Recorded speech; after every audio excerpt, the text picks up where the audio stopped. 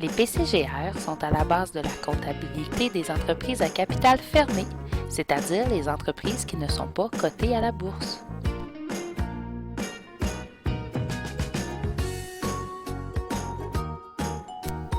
Sans plus attendre, voici le premier principe. Prenons pour exemple la propriétaire Sarah et son entreprise Sarah Enregistrée. Ces deux entités devront être traitées distinctement. Maintenant, imaginons que Sarah prend ses économies pour s'acheter une mini-fourgonnette. Le taux sera à Sarah, donc en vertu du principe de la personnalité de l'entité, la mini-fourgonnette ne sera pas présentée dans les états financiers.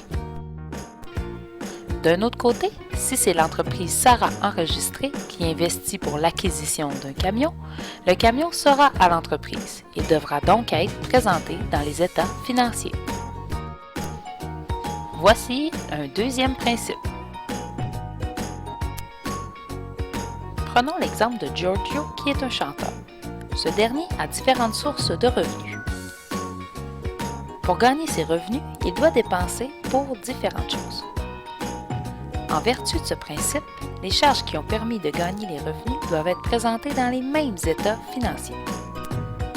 Voici un troisième principe.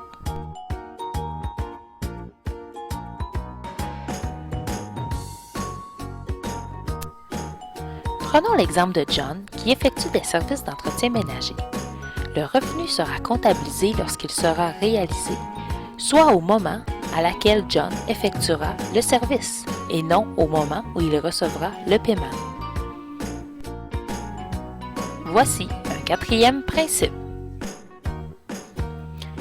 Par exemple, si la maman de Sophie veut déterminer de combien de centimètres sa fille a grandi d'une année à l'autre, elle devra utiliser la même méthode pour la mesurer, c'est-à-dire la mesurer au même endroit avec les mêmes outils. Voici un cinquième et dernier principe.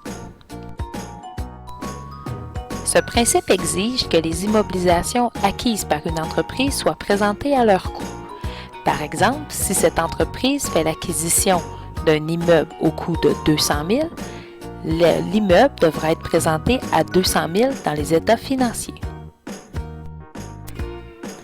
Et même si les années passent et que l'immeuble prend de la valeur, il sera toujours présenté à son coût d'origine dans les états financiers, soit à 200 000 $.